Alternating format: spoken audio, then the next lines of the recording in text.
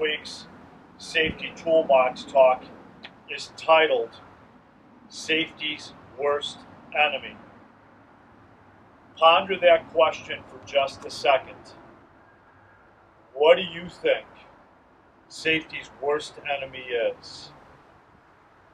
We can go in a lot of areas with that question. I have a handy dandy text this week. It's talking about the word complacency. I want to read to you the definition. I'm cheating a little bit here, and I'm going to read off our weekly safety text. What is complacency? Complacency occurs when you've been doing something one way for so long without incident that you assume there can never be an incident. Whatever it is that you're doing must be effective because, until now, there have been no issues. It's the classic. I've been doing this for the last 20 years and nothing's ever happened to me. And then one day it does. We see it in the field. We see it in the construction industry. It's a false sense of security to take safety shortcuts.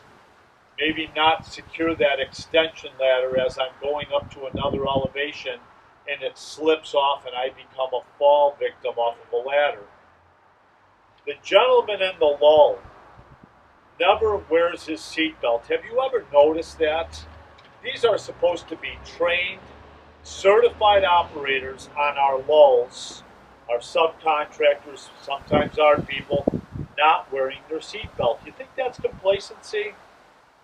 How about the guy that's a cut man and he's running a skill saw for a bunch of guys framing footings, and all day long he's just ripping plywoods and planks, and the decibels are well over 90 all day long, 90 decibels, and he's not wearing any hearing protection. Or that tradesman that's cutting cinder block. He's not wearing a respirator, he's not using water, he doesn't have his hearing protection on, he doesn't even have safety glasses on. We see it. Remember our slogan here at Berglund, see something, say something? Are we saying something? Are we going up to our fellow tradesmen and saying something? Are we going up to our subcontractors and addressing this complacency? Because this complacency is going to get that individual hurt, if not the people working around him.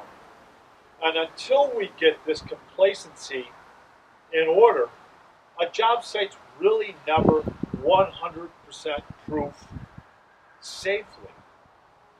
So let's take a hard look at what we've done in our lives. Think about the shared stories in this morning's safety huddle.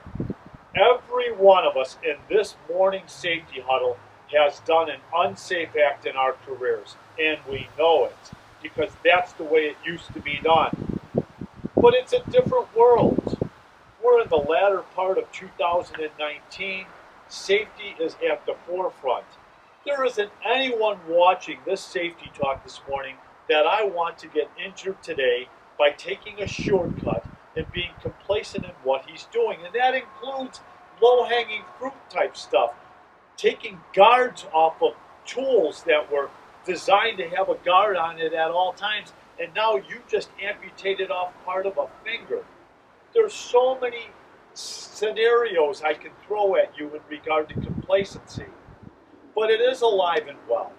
I see it when I'm out on the job sites. It's not only the superintendent and the safety guy on the job sites that's responsible to address complacent fellow tradesmen. It's all of our responsibility collectively to address safety's worst enemy. Let's discuss this topic matter in our morning huddle. Let's have a safe week. Thank you.